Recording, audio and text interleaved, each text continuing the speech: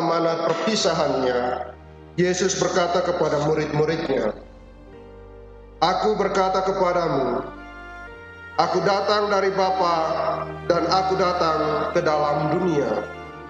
Kini aku meninggalkan dunia lagi dan pergi kepada Bapa." Pada hari-hari ini kita berdoa mohon kedatangan Roh Kudus. Roh Kudus itu mempunyai peranan yang penting dalam hidup kita sebagai orang Kristiani. Roh Kudus itu senantiasa menyertai kita baik dalam karya maupun dalam doa-doa kita.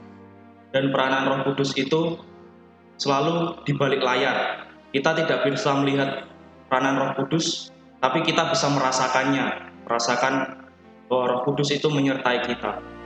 Dari bacaan-bacaan yang kita dengar pada hari ini, di sini tidak dikatakan bahwa Roh Kudus menyertai pewartaan Apolos, tapi kita bisa merasakan bahwa Roh Kudus selalu menyertai pewartaan dari Apolos. Kalau bukan karena Roh Kudus, mana mungkin Apolos bisa bersemangat dalam mengajarkan tentang Yesus Kristus? Mana mungkin Apolos dapat berani berbantah dengan orang-orang Yahudi dan membuktikan tentang Yesus? Kemudian dari bacaan Injil, kita tidak melihat bahwa di situ dikatakan tentang peranan Roh Kudus, tapi kita bisa merasakan peranan Roh Kudus dalam doa-doa kita.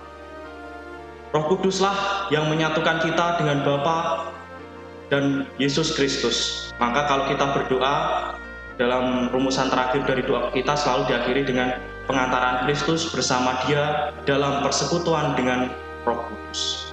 Jadi Roh Kuduslah yang menyatukan kita dalam doa-doa kita. Kemudian Roh Kuduslah yang berdoa untuk kita, untuk hal-hal yang kita perlukan dalam hidup kita.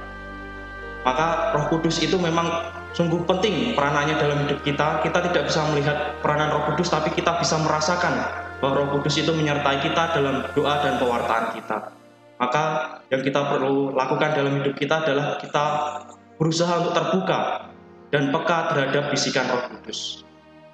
Selama pandemi ini, kalau misalnya kita peka pada bisikan Roh Kudus itu selalu membisikkan kepada kita, ayo pakai masker, ayo jaga jarak, ayo kalau misalnya tidak ada keperluan yang mendesak, jangan keluar rumah. Itu adalah bisikan-bisikan Roh Kudus. Tapi kalau misalnya ada bisikan yang menyuruh, ayo kumpul-kumpul, ayo kalau keluar jangan pakai masker, jangan usah cuci tangan, nggak usah jaga jarak, nah, itu bukan bisikan dari Roh Kudus. Roh Kudus itu membawa kita juga pada jalan keselamatan yang diajarkan oleh Yesus Kristus.